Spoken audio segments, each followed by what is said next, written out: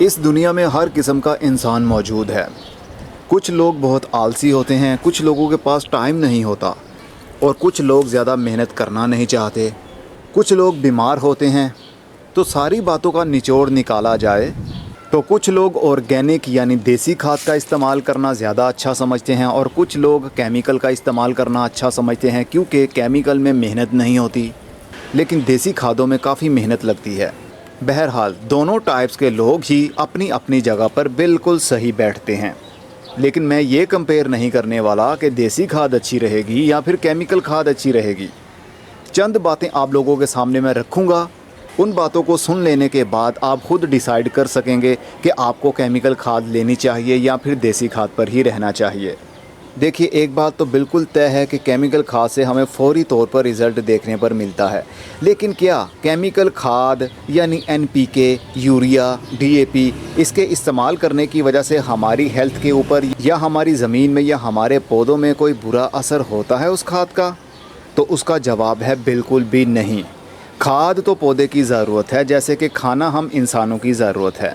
हम चाहे मैदा खा लें, चाहे रोटी खा लें, चाहे चावल खा लें, हमारा पेट भर जाएगा और जो एलिमेंट्स उसके अंदर मौजूद होंगे वो हमारी बॉडी को लग जाएंगे। जिस जिस एलिमेंट की ज़रूरत होगी हमारी बॉडी उनको ले लेगी और जितना भी वेस्ट होगा वो हमारी बॉडी से बाहर निकल जाएगा। तो पौधों को या देसी खाद दें या फिर केमिकल खाद दें, इससे कोई फ़र्क नहीं पड़ेगा।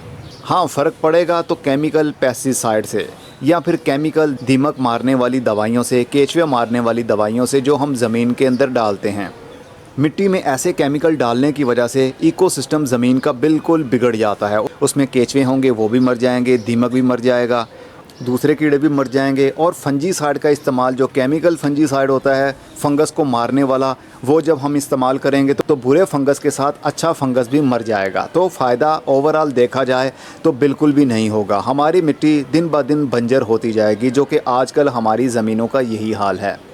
क्यों? क्योंकि हमने इन कीड़ों से डर कर बहुत ज़्यादा केमिकल का अंधाधुंध इस्तेमाल करना शुरू कर दिया और अब भी कर रहे हैं। तो नतीजा आप लोगों के सामने है। जितनी मर्ज़ी हम खादें डाल लें, जितने मर्ज़ी हम पेस्टिसाइड का इस्तेमाल कर लें, लेकिन कीड़ों का हमला फिर भी होता है। ज़मीन के अंदर कीड़े फिर भी आते हैं, क्योंकि हमने नुकसान देने वाले कीड़ों के साथ साथ अच्छे कीड़े भी मार डाले।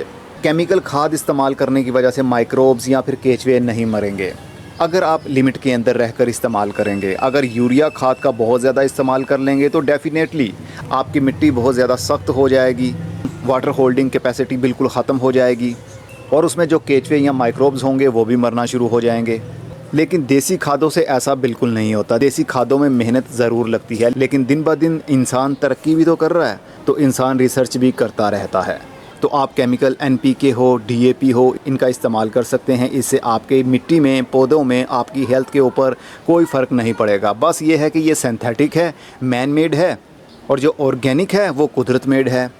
बस फ़र्क इतना सा है। लेकिन आप ओनली केमिकल के ऊपर तो डिपेंड नहीं करेंगे। कभी कभी तो ऑर्गेनिक खाद हर कोई यूज़ करता ही है, भले वो पत्तों की खाद हो, सूखे हुए पत्ते हों, भले वो गोबर की खाद हो, भले वो किसी भी टाइप की कंपोस्ट हो। हम वक्तन फ़वक्तन अपनी मिट्टी में इस्तेमाल करते ही रहते हैं, जो कि बिल्कुल अच्छी बात है। इससे हमारी मिट्टी के अंदर ऑर्गेनिक मैटर बरकरार रहता है, ऑर्गेनिक कार्बन बना रहता है। ऑर्गेनिक कार्बन बने रहने की वजह से हमारी मिट्टी के अंदर वाटर होल्डिंग भी बनी रहती है। जब तक वाटर होल्डिंग बनी रहेगी तब तक हमारी मिट्टी के अंदर मॉइस्चर लेवल भी बना रहेगा और हमारी मिट्टी के अंदर पड़े हुए माइक्रोब्स ज़िंदा रहेंगे, उनको कोई भी प्रॉब्लम नहीं होगी। ये बातें तो मैंने कई बार आप लोगों को बता भी दी।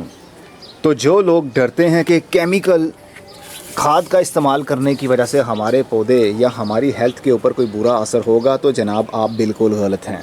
आप इनका इस्तेमाल करिए, बिना किसी डर के करिए। बस डरना है तो केमिकल पेस्टिसाइड से डरना है। कीड़े मारने वाला केमिकल आपने इस्तेमाल नहीं करना अगर आप गार्डनिंग करना चाहते हैं अच्छे से। अगर हमारे पौधे इतने बड़े हो गए और अगर इनको किसी भी एलिमेंट की कमी हो गई तो फिर आपके पौधों के ऊपर लगा हुआ फल या तो सूख जाएगा या फिर बड़ा नहीं हो पाएगा या फिर उसके अंदर कोई भी जायका नहीं रहेगा, क्योंकि पौधों को ट्रेस एलिमेंट्स की ज़रूरत भी होती है। किसी में आयरन की कमी हो सकती है, किसी में कैल्शियम की कमी हो सकती है, किसी में बोरान की, किसी में पोटेशियम की। तो इसमें से किसी भी एलिमेंट की डेफिशिएंसी हो गई तो उसका असर आपके पौधे पर लगे हुए फल के ऊपर या फिर फूल के ऊपर ज़रूर आएगा। और आजकल के दौर में हर किसी के पास इतना टाइम तो होता नहीं है कि वो दिन रात बस खाद बनाने में ही लगा रहे। दुनिया में रहने के लिए, अपने घर को चलाने के लिए और बहुत सारी मेहनत करनी पड़ती है। तो हमारी सारी एनर्जी और मेहनत अपने घर के लिए काम काज में ही गुजर जाती है। तो खाद बनाने पर हमारा फोकस बिल्कुल भी नहीं रह पाता। इसलिए आप केमिकल का इस्तेमाल कीजिए। ये उन लोगों के लिए मैं बता रहा हूँ जो लोग कहते हैं कि केमिकल का इस्तेमाल करें या ना करें, हमारी सेहत के ऊपर कोई बुरा असर तो नहीं होगा। ये वीडियो उन लोगों के लिए थी। और जो लोग ऑर्गेनिक गार्डनिंग ऑलरेडी कर रहे हैं तो वो ऑर्गेनिक गार्डनिंग ही करिए। मैं आपको ये बताने के लिए नहीं आया कि आप ऑर्गेनिक गार्डनिंग को छोड़कर केमिकल का इस्तेमाल करना शुरू कर दें। अब मैं चलता हूँ। अपना बहुत सारा ख्याल रखिएगा। खुदा हाफिज़।